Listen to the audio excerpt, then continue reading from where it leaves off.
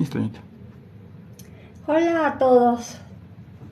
Ciertamente, el día de hoy, además de que es muy importante para mí, porque es mi último día de 79 años, es un momento importantísimo para nuestro país.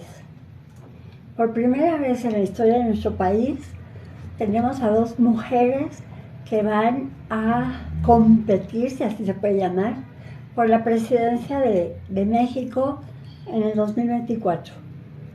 Por primera vez en la historia de la UNAM se presentaron candidatas mujeres para la rectoría.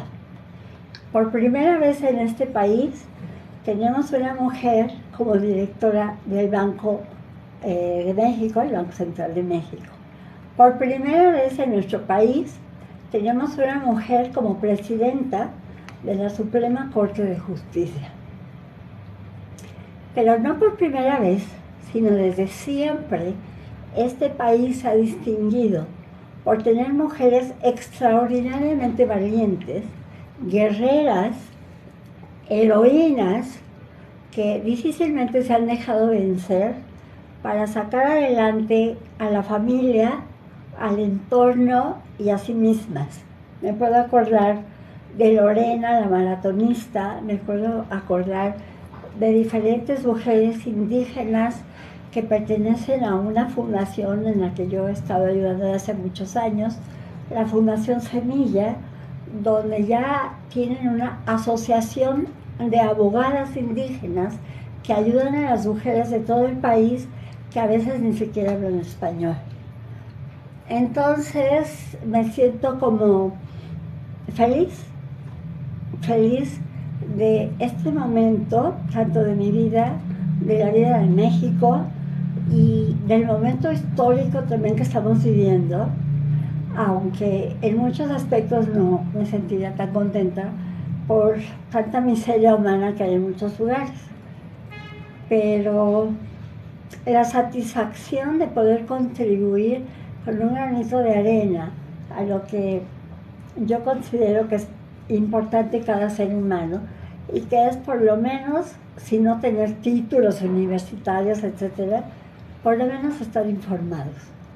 Esa ha sido mi intención desde que hice el TikTok, sigue siéndolo, y mientras la vida, la salud y el ánimo me lo permitan, aquí voy a estar.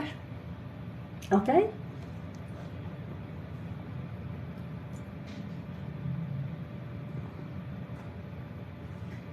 No sé si haya algún comentario, alguna manifestación, alguna pregunta, pero yo aquí estoy encantada de contestar. ¿Nos puede dar un consejo para la vida? No hay consejos para la vida, porque cada ser humano tiene su propia experiencia, pero lo he dicho siempre. Yo sé que no es fácil, lo dije en el directo de la vez pasada. El consejo es aprender a quererse. Y para muchos no es fácil, para muchos sí. Pero no es que agarren un libro de autoestima y que lo lean, receta 1, 2 y 3, no. Es el verse a los ojos todas las mañanas y decirse que valen, que son valiosos, que son hermosos, que son extraordinarios, y todos los días lo hacen. Todos los días se tienen que ver al espejo para lavarse los dientes, etcétera. Ya lo he dicho también muchas veces, pero yo creo que eso les ayuda a que en un momento dado se lo repitan tanto que se convenzan.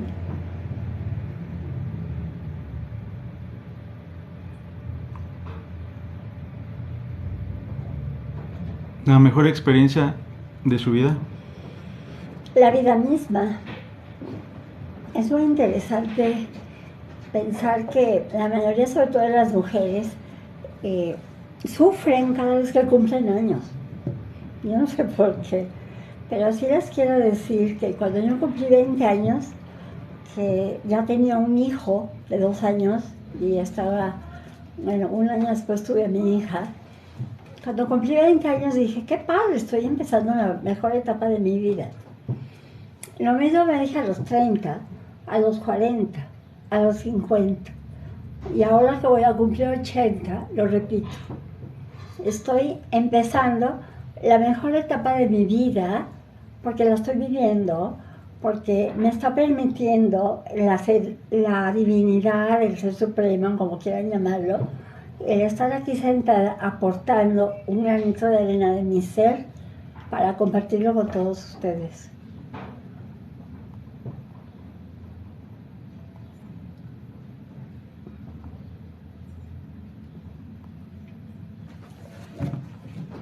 Platíquenos más sobre usted. Platiquemos más sobre mí. Pues yo soy un ser extraordinario. Fuera de esas poses que nos impone la sociedad, que tenemos que ser modestos. Y además de extraordinario, favorecida por la vida.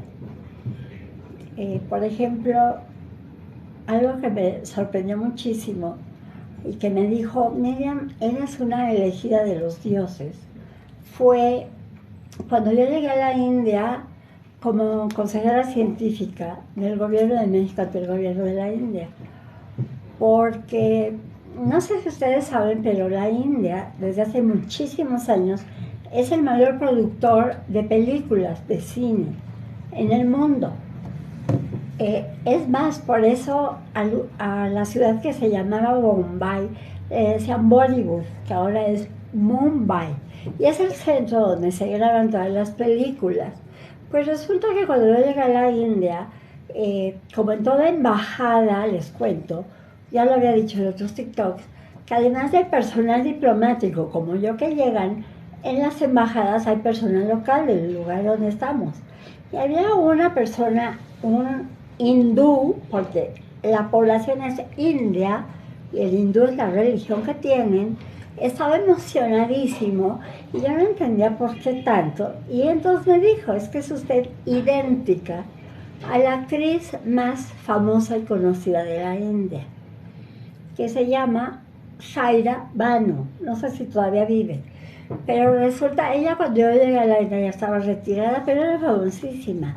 Y eso a mí me ocasionó situaciones verdaderamente interesantes, como ir caminando en la calle, como cualquier hija de vecino, y que me detuvieran para pedirme un autógrafo. Yo no entendía de qué se trataba, hasta que ya supe quién era esta mujer, que vivía en Mumbai, por cierto, que nunca la conocí, que además cuando yo estuve en la India todavía no existían estos aparatos maravillosos donde uno puede meterse a Google y saber quién es quién. Y supe quién es ella hasta 30 años después, que alguien me dijo: pues métete a Google. Y efectivamente, sí, interesante. Lo que más nos parecemos es en los ojos y en la nariz. Cuando la historia de mi vida, para muchos, ha sido decirme: Miriam, ¿por qué no te has operado la nariz? Tantos cirujanos que hay, incluyendo a mi padre, que era médico, en paz descansa, y me dijo: hijita, si quieres, te llevo con el mejor cirujano. Pero yo me decía: Dios, ¿y me voy a ver al espejo y no me voy a reconocer? No, gracias, así estoy súper bien. ¿No creen? Aquí le preguntan, ¿usted qué quería ser de niña? Bailarina. Yo quería bailar ballet, tomé clases de baile, de ballet, de bailes folclóricos mexicanos, de bailes folclóricos españoles. Obviamente ya no puedo bailar porque tengo muchas limitaciones en mi columna, pero yo bailé la bamba y sabía hacer el lazo, bailé la jota aragonesa, bailé flamenco, aprendí a tocar las castañuelas, y cuando tenía como 14 años le dije a mi mamá que me quería dedicar profesionalmente a bailar, y se aterró y me dijo que de ninguna manera, que yo no iba a andar por la vida en tours y fumando marihuana. En ese entonces yo sabía que era la marihuana. Bueno, ahora sí he oído, no la he probado, pero he oído de ella. No pude ser bailarina. Entonces mi primera intención fue estudiar odontología, porque mi mejor amiga quería ser dentista. Y lo dejé porque pues, era mi vocación. Me fui a vivir a Costa Rica, ahí tuve una experiencia interesante también. Y al regresar entré a trabajar a CONACYT, que ahora ha sufrido muchos cambios. Y entonces alguien me recomendó que porque yo estudiaba relaciones internacionales y lo hice. Y soy una internacionalista bien capaz y bien comprometida con México.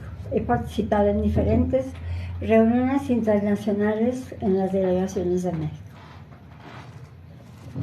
Aquí le preguntan, ¿cuál podría decir que es su cultura favorita o la que más le impresiona? ¿Cultura? Cultura. Es que, ¿a qué se refiere con cultura? La cultura azteca, la cultura judía, la cultura musulmana. Yo creo que todas las culturas son el resultado de un proceso de desarrollo de la humanidad. Y la verdad es que en este momento de la historia de la humanidad creo que todas las culturas están bastante deformadas por los intereses de poder de quienes las dirigen. Isaías dice, usted es muy sabia. Ay, gracias. Qué bonito se oye que te digan que eres sabia.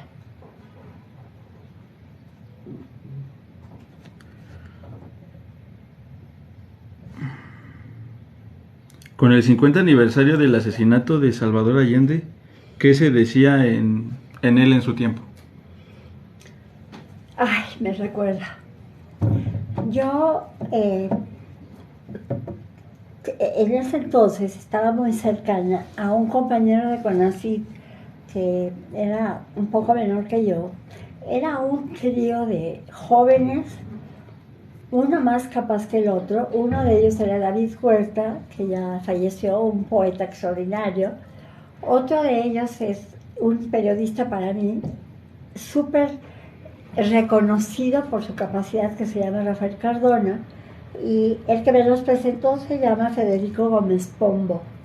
Y estábamos precisamente viendo la televisión de lo que estaba pasando, porque pasaron en la televisión como lo que había dicho Salvador Allende cuando estuvo en México, en una entrevista con Saludowski, donde decía que lo que más admiraba de su país eran los carabineros, que es el actual Guardia Nacional de México. Le tenía un profundo respeto a los carabineros Allende y fueron los que lo traicionaron. Y me dolió hasta el alma. Y cuando pasó lo de las famosas Torres Gemelas, que se dio en la misma fecha, y empezó a hablarse de las Torres Gemelas y se olvidó mencionar lo que pasó en Chile, me sentí decepcionada. Hice hincapié en lo que estaba pasando en Chile. Y lo que pasó durante tanto tiempo en Chile y lo que ahora está viviendo Chile, que me parece maravilloso.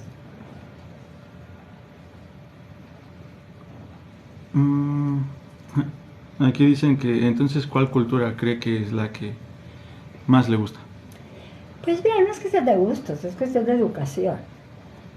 Yo siempre he tenido un pleito, porque yo nací en México y yo me siento mexicana, con una tradición judía.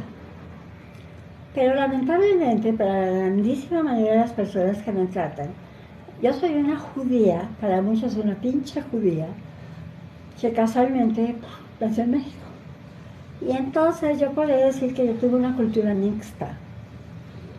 Yo tengo una tradición judía, que como lo dijo Sigmund Freud, uno no tiene por qué creer en Dios para saber que en la memoria de mis células está el judaísmo, porque lo tengo en mis antepasados. Pero como digo, nací en México, crecí en México. Lo común que hay en mi mesa es comida mexicana. No hay como la comida mexicana y por eso es reconocida en UNESCO como de patrimonio mundial o internacional. Y a lo mejor esa combinación es lo que me hace ser mejor. Todo lo bueno de la tradición judía y lo maravilloso de este país, que es lo que insisto, al mexicano le cuesta darse cuenta de lo que vale el mexicano. Y creo que los demás son mejores y no. Tenemos un país maravilloso, una cultura multifacética, porque recordemos, para empezar, que creo que entre 64 y 68 diferentes etnias indígenas que han heredado en la población actual sus tradiciones, pero sobre todo su ética de vida, que a algunos dirigentes se les olvida. ¿Qué piensa del sentido utilitario de la religión para mantener el status quo? Es que, hijo, voy a decir una palabrota, pero es una chingadera. Así como hablamos del poder político, se habla del poder religioso. Los líderes religiosos manipulan a la gente para controlar. Yo no sé por qué ese deseo de las personas, muchas de ellas, de controlar a los demás. Yo no sé qué les aporta, qué los hace sentir. Pero me acuerdo que inclusive mucha gente que admira a Karl Marx presumen de que él dijo la frase de que la religión es el opio de los pueblos. La realidad es que no lo dijo Karl Marx, lo dijo Moshe Hess, que fue uno de los precursores de la idea de tener un hogar judío en lo que entonces era Palestina. La realidad es que la religión como tal es muy valiosa. Lo que no es valioso es las instituciones que las dirigen.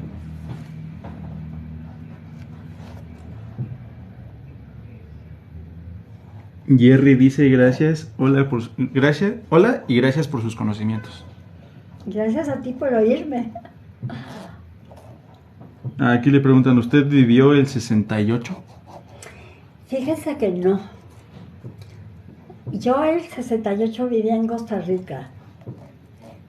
Yo me casé con un costarricense cuando además tenía yo 18 años y me fui a vivir a Costa Rica, donde viví más de 9 años, que además eso me dio la oportunidad de conocer muchas cosas, porque yo era la única persona de la comunidad judía de Costa Rica que hablaba hebreo, yiddish, inglés y español, lo cual me permitió trabajar en la Embajada de Israel por casi 9 años. Yo llegué a México en el 71, entonces conocí el resultado del 68, que fue bastante triste, porque honestamente el movimiento del 68 fue muy fuerte y debió haber sido sumamente determinante, y no llegó a serlo. La gran mayoría de los dirigentes del 68, poco tiempo después de que yo llegué a México y que entré a trabajar a CONACYT, Consejo Nacional de Ciencia y Tecnología de ese entonces, me di cuenta de que los líderes tenían puestos importantes en el gobierno. O sea, olvidaron sus principios, olvidaron sus intereses y, sobre todo lo triste, olvidaron el interés del bien de los demás. Aquí le dicen, hola Miriam, soy fiel seguidor de tus ideas a través de TikTok. Ay, qué padre. Esa es mi intención, que estén informados. Dice, ¿qué piensa del conflicto Israel-Palestina como mexicana judía? Me atrevo a decir que sé bastante del conflicto palestino-israelí, porque durante 9 años di pláticas en las universidades, en el TEC, en la NAHUAC, en la UNAM, etcétera, de todo eso, y no es por nada, pero yo sí sé lo que pasó, cómo pasó, y que ni modo, no hay manera de evitar un sentimiento antisemita que está en el trasfondo de la mente de la gente. O sea, es inconsciente, hay esa animadversión hacia los judíos. Entonces se ataca al Estado de Israel como no se ataca a ningún otro, a pesar de que yo tengo ejemplos comparables de cuando nació Israel, nació Pakistán. Nunca se ha cuestionado el derecho a existir de Pakistán. Pakistán tiene toda una serie de refugiados, digamos, que no se llaman así porque están en Kashmir, que es un conflicto. Pero los refugiados palestinos, que no son refugiados, son personas que han sido utilizadas por sus dirigentes para manejar los recursos. Y no he visto a nadie, salvo yo, que cuando escribo de cuántos recursos anualmente el líder palestino Abbas recibe de Naciones Unidas, de ACNUR, de la Unión Europea, de Estados Unidos, es un promedio de 3.000 millones de dólares al año. ¿Dónde están? Pues en la chequera de Abbas, entre otras. Cuando salieron de Palestina, porque todos eran palestinos, los que crearon el Estado de Israel, como Ben Gurión, como el mismo Netanyahu, al que no quiero, palestinos árabes que salieron, dicen que los expulsaron, no es cierto, salieron de propia voluntad, y muchos regresaron y actualmente forman un partido árabe en Israel. Pero al resto no se le aplicó el derecho internacional de asilo al refugiado. Los tuvieron hacinados. Salieron 550,000 y ahora son 6 millones. Y siguen considerándose refugiados como si el refugiado fuera una condición que se hereda. Pues no, no se hereda. Pero nadie habla, por ejemplo, de los 830,000 judíos que fueron expulsados de los 10 países árabes que rodean Israel. Entonces, todo es cuestión de enfoques y de según cómo nos va en la feria. ¿Usted qué opina sobre la comunidad LGBT? También ya hablé de eso en un TikTok. Me parece absolutamente respetable. Porque tengo una persona muy cercana que es homosexual. Pero yo considero que hay que tener un poco como de dignidad como homosexual. Esas marchas donde se ostenta la homosexualidad a veces me parece grotesca. Cada quien tiene el derecho, porque nacemos con el derecho de hacer en nuestra vida lo que se nos da la gana. Y el que se queja de pobre de mí como sufro, es por pendejo que no ha sabido de salir adelante. Perdón por lo de salir adelante. Y en el caso de las personas de diferentes, ¿cómo se llama? Interés sexual, atracción sexual, pues cada quien es libre de hacer lo que se le dé la gana. Uno, pero dos, hay un problema serio de personas que nacen con un sexo, pero que mental y hasta físicamente tienen otro. Por eso grabé lo de Wendy Guevara, tan respetable como cualquier heterosexual, ¿no? No voy a salir ya como heterosexual y yo soy... No, esas son cuestiones internas de cada individuo, respetabilísimo. Y hay personas que no pueden evitar ser amanerados. Bueno, pues ni modo, así son, así hay que aceptarlos. Así como hay gente fea, así como hay gente bonita, así como hay gente discapacitada que también se le desprecia. Un chico con síndrome de Down se le desprecia, un chico que tiene una pierna más chica que la otra también. Entonces, yo no entiendo por qué la mayoría de los seres humanos, y no me incluyo, se siente con el derecho de opinar y juzgar a los demás, en vez de verse al espejo y decir, chin, esto me falla, debo corregirlo. ¿Me podría recomendar algún libro de filosofía? No. Yo creo que la filosofía no se lee, se vive, se escucha, se siente y se aprende. Yo tengo una maestría en historia de la filosofía y a mí me encanta, por ejemplo, que hablan de la filosofía de Platón, de Sócrates, de Kant, de Hannah Arendt, y yo tengo la mía. Mi filosofía de vida, pues no está en un libro, pero está en mi manera de actuar con respecto a lo demás. Y yo creo que eso es lo importante. Es decir, leer lo que te llame la atención, que te satisfaga y que sea acorde con cómo cada quien ve la vida. Porque cada quien la ve diferente en función de dónde nació, de qué padres tuvo, de qué comió de niño, de si pudo ir a una escuela o no, que por eso hablo de la libertad que tenemos en México para todos aquellos que se sienten socialistas, comunistas y que creen que el comunismo es lo máximo, pues no saben lo que es vivir bajo un régimen que te quita la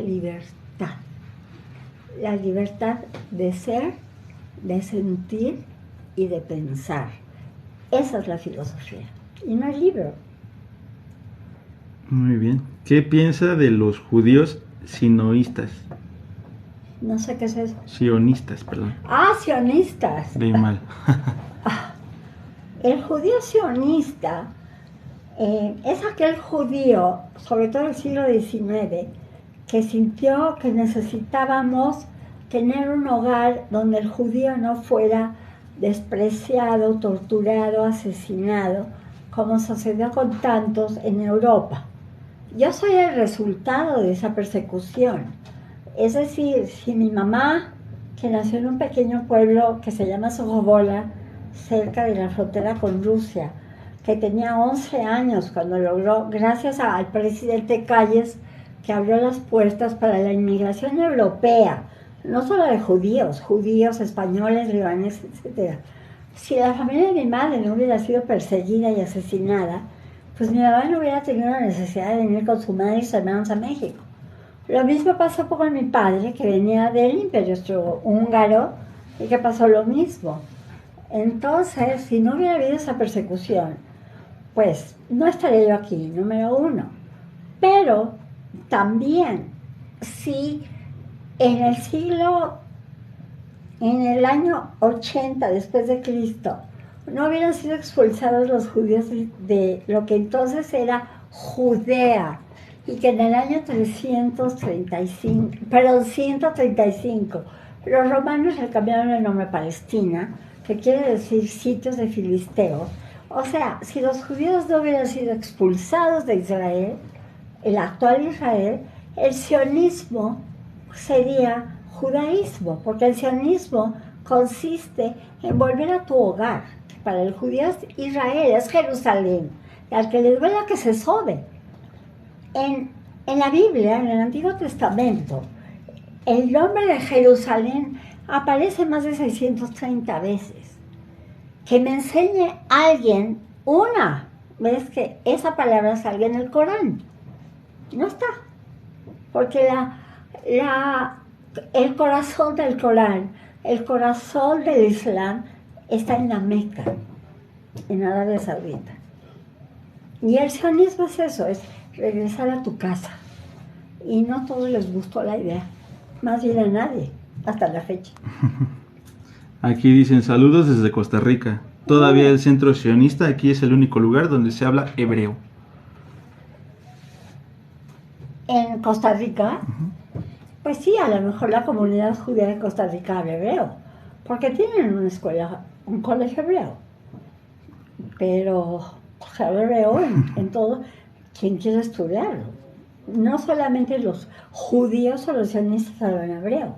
Quiero decirles que en la UNAM, en el Centro de Lenguas Extranjeras, el hebreo está considerado, igual que el chino, igual que el árabe, cada vez más el chino, por cierto, porque con eso de que para muchos ahora China es la hegemonía, estudian chino, pero también el hebreo es una lengua que, aunque no está considerada en las Naciones Unidas, es un idioma que además renació. Déjenme decirles que es interesante, porque el hebreo era una lengua muerta, que estaba en el Antiguo Testamento, y que obviamente, al igual que otras lenguas, como el sánscrito, etcétera, murieron. Al crearse el Estado de Israel, nació de nuevo el idioma como idioma oficial de Israel. Y cuando yo estaba en la embajada era muy interesante, porque ustedes se imaginarán que en la época de Abraham y de Moisés y de Jesús, pues no existía la palabra avión, no existía correo aéreo, ciertamente no existía el término internet ni inteligencia artificial. Esas palabras ahora existen en hebreo, porque es un idioma que renació cuando apareció el Estado de Israel. Alberto dice, ¿me podría mandar un saludo, por favor? Se lo mando con todo mi corazón. Y dice, mencionó la UNAM. ¿Ha dado clase ahí? ¿En dónde y de qué? La UNAM es mi alma mater. Di clases 12 años de dos materias, una optativa que era cooperación internacional y la otra obligatoria que era organización internacional. No es por nada, pero soy una maestra muy querida y respetada.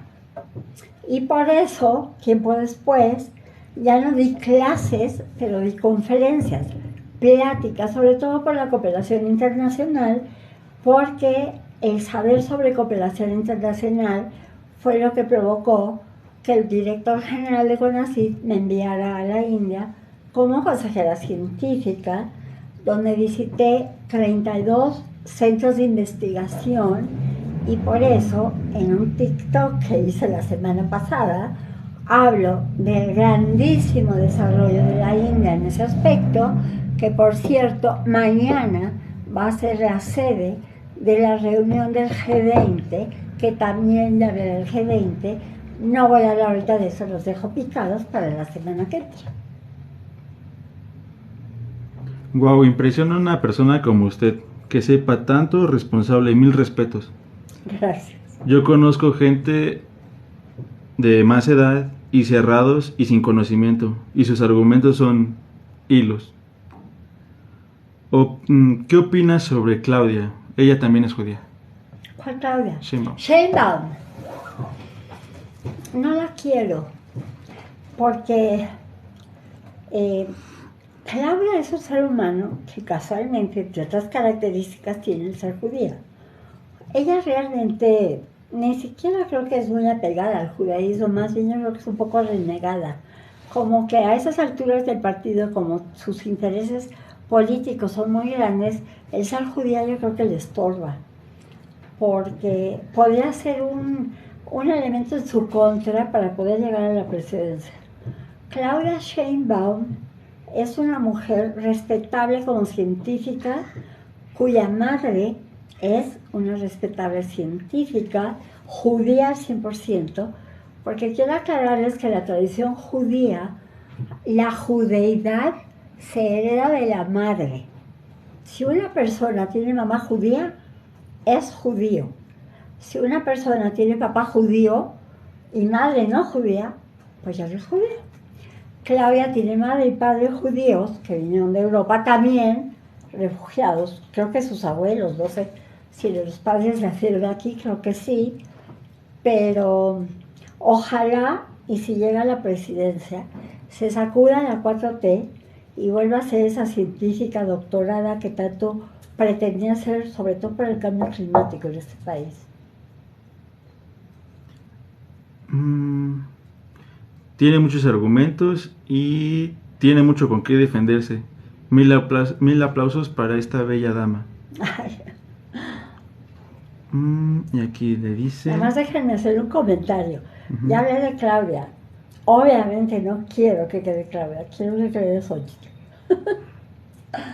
Bueno, dígame. Perdón, dime. ¿En qué parte de Costa Rica vivió? En San José, de Costa Rica, que por cierto ahorita frente a mí está un ser humano que adoro que se llama Marlene, que hizo un video de mi canal y que es la hija de la que fue mi primera amiga en Costa Rica y que cada año viene a mi cumpleaños. Llegó ayer y me va a festejar mañana. ¿En qué otros países ha ejercido como diplomática? Con un puesto diplomático en sí, solamente ¿cómo se llama? La India. Estuve representando en delegaciones mexicanas, estuve en Washington, estuve en Sao Paulo, estuve en Argentina, y varias las organicé aquí en México, que inclusive eso me permitió conocer por dentro lo que eran los pinos y lo que era toda la parafernalia, digamos, el entorno en el que se movía un presidente cuando la sede de la presidencia era Los Pinos. Porque todas las reuniones en las que yo participé internacionales tenían que ver con ciencia y tecnología para el desarrollo. Esa frasecita de la actual directora de CONACYT, de que la ciencia antes de la 4T era neoliberal, es una absoluta pendejada, y perdónenme que diga esta palabrota. Pero el hecho es que participé en cuestiones de política científica y tecnológica porque hasta la fecha es el núcleo para el desarrollo de un país.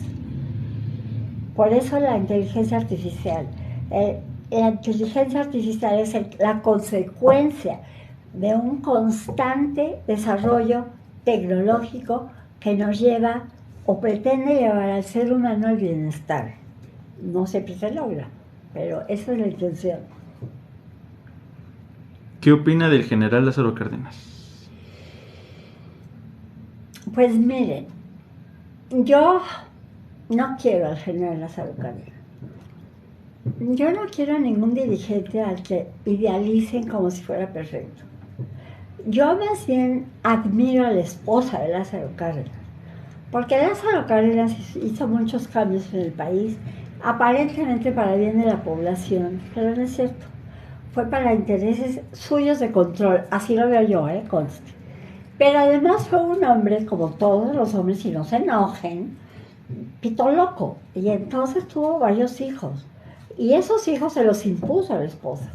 Aunque el único hijo realmente de él es Cuauhtémoc Cárdenas, hijo del presidente que nació en Los Pinos, Lázaro Cárdenas sí sentó precedentes para muchas cosas, para la reforma agrícola, para lo que es el sindicalismo, para cuestiones de educación, pero inclusive obviamente Pemex, pero como que no fueron claros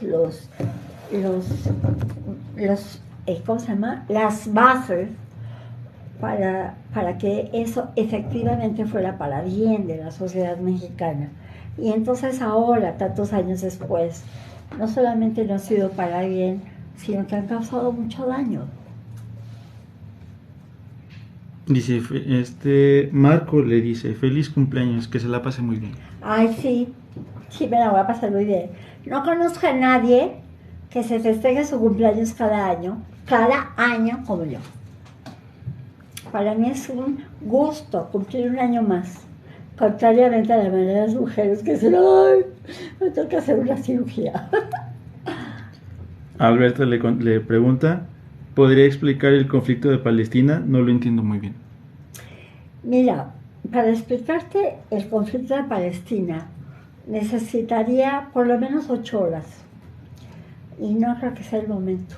A lo mejor en un futuro cercano hago un abierto, pero directo, exclusivamente de lo que es el conflicto mal llamado de Palestina.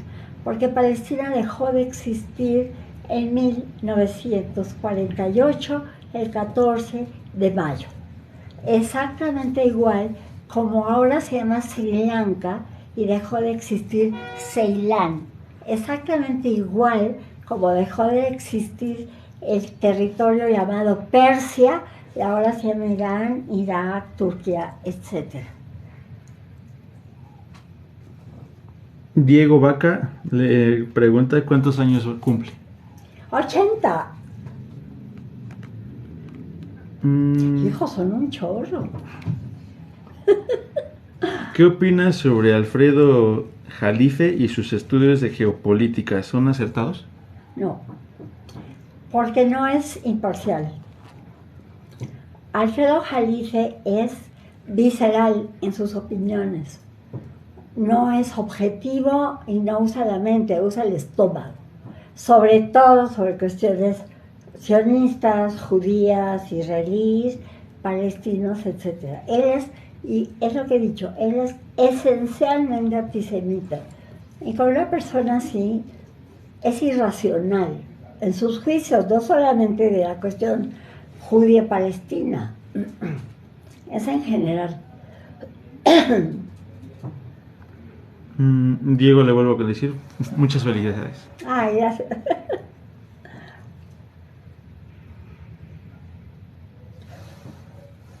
Y no sé, ¿qué nos podría contar sobre qué hará el día de mañana festejando su cumpleaños? El día de mañana voy a tener varias parejas invitadas a comer a esta mi casa, que a veces se la ofrezco como suya, pero no se la tomen muy en serio. Tengo a esta hermosa mujer de Costa Rica. Casualmente viene una pareja de Israel que nos conocemos desde niños. Él se llama Jacobo y emigró a Israel como a los 20, 21 años, se casó, luego se divorció, se volvió a casar con una mujer sensacional y resulta que él tuvo cáncer y lo superó, y entonces al superarlo él dijo que tenía que venir a México por lo menos una vez al año porque México es su raíz. Estuvo aquí en mis 70 de casualidad. Y como ya acabó la pandemia, me avisa que viene a México. Le digo, pues chiquito, tienes cita el 9 de septiembre conmigo. Y va a venir mañana entre tus amigos.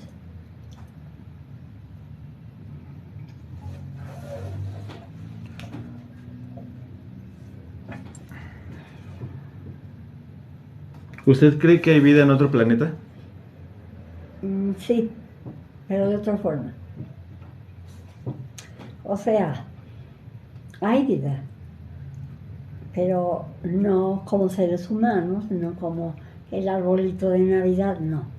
Seguramente hay vida, y a propósito, estoy recordando precisamente un acto importantísimo en lo que se refiere al avance de la India, que logró que aterrizara en la parte oscura de la Luna un módulo del cual va a salir un pequeño vehículo que va a tomar muestras, porque muy probablemente va a encontrar agua, que parece ser que el elemento agua podemos considerar agua igual a vida, y como nuestra capacidad como para llegar a otros planetas es difícil, pues también es difícil de comprobarlo, pero yo sí creo que existe vida en otros planetas. ¿Qué opina del cambio del nombre del país de la India? Me acabo de enterar ayer. Pues no sé, a mí me parece que la India es un país terriblemente complejo y han tratado así como de simplificarlo. Ustedes no pueden, yo creo que ni entender lo que significó para mí llegar a un país donde hay 14 idiomas oficiales. O sea, yo llevé un documento que se tradujo al hindi de la historia de México en una de mis visitas al Centro de Investigación en Tecnología de Alimentos al sur de la India, a un lugar que se llama Mysore, y yo llego muy orgullosa con mi librito, y el señor abre el libro, no entiende ni madres, porque él no habla hindi, habla Kerala, número 1. Número 2, es difícil entender las castas. Nadie habla de las castas. Nadie habla de que hay 84 diferentes sectas religiosas. Entonces el cambio del nombre se refiere a los hindús probablemente, que tal vez sea mayoría. Pero el que sea mayoría no indica que está cubriendo a todos los que pertenecen a la India, como está pasando aquí, perdón que me meta, de que entreguen el famoso bastón de mando, cuando eso solo representa a ciertos grupos indígenas de México, no a todos. Y esa diversidad en la India es marcadísima y maravillosa además, porque permite enriquecer mucho entre unos y otros cuando la relación es sana, cuando la relación es respetuosa. Pero ni siquiera conozco bien qué significa el nuevo nombre. Dice, usted que ha visitado muchos países, ¿México realmente es surreal como decía Dalí? ¿México qué? ¿Es surreal como decía Dalí? México es maravilloso. No sé qué sea surreal, porque sí hay surrealismo mágico de García Márquez, y Dalí, pues quién sabe cuál era su surrealismo, porque estaba medio loco. Pero cuando a mí me han pedido que hable de Trump y de cuestiones internacionales, yo pido que primero me dejen hablar de México, porque México es un país extraordinariamente rico en recursos, en hospitalidad, en bondad del ser humano. Les voy a contar una anécdota a propósito. Cuando yo vivía en Costa Rica, se cambió un chico de Costa Rica que había estudiado en México. Y cuando supo que yo era mexicana, bueno, se emocionó tanto y me dijo lo siguiente: la hospitalidad del mexicano no existe en ningún otro lado. Y el ejemplo que me puso fue: si llega un compañero mío de México a Costa Rica y me habla y me dice, hola, fíjate que estoy en San José, en el hotel tal y tal, yo le voy a contestar, ay, qué padre, a ver si nos tomamos un café, yo te llamo. Si yo llego a México y le hablo a un compañero de la facultad o de la universidad donde estudié y le digo, estoy en México en el hotel tal y tal, me dice, ahorita voy por ti porque te vienes a mi casa. Ya, no se necesita más. Que le dicen feliz cumpleaños, Miriam, Dios la bendiga. Ay, igualmente a todos. Maestra, ¿usted ha escrito algún libro? Sí. Escribí un libro que fue mi tesis y que resultó en un libro, porque fue un documento de evaluación de los programas de cooperación internacional. Y luego escribí otro libro que está en mi página de internet, porque tengo una página con todos los documentos de las investigaciones que he hecho.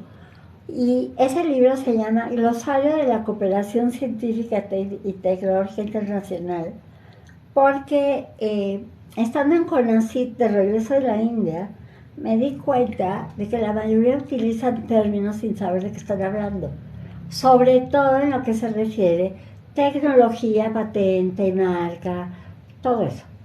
Entonces escribí un libro en 1984 que cuando me invitaron a dar charlas en el TEC en el 2014, lo actualicé y alguien, porque yo lo iba a imprimir, pues soy medio ignorante en esto de las cuestiones digitales, y una persona muy querida me dijo, no lo imprimes, súbelo a internet. Y así, en vez de 300 personas que lo vean, lo va a ver todo el mundo. Y casualmente, a la semana de que subí el glosario, recibí en la Academia Edu, pues no sé cómo se llama, pero un reconocimiento, porque en una semana había recibido un número de visitas impresionantes de Japón, Inglaterra, Argentina, etc. Y en este momento, en esa página, tengo más de 1.250 visitas. Qué modestita soy, ¿verdad? Así deberían ser todos, orgullosos de lo que son. Patti Franco le dice, Miriam, eres súper hermana. Tú también, Patuca.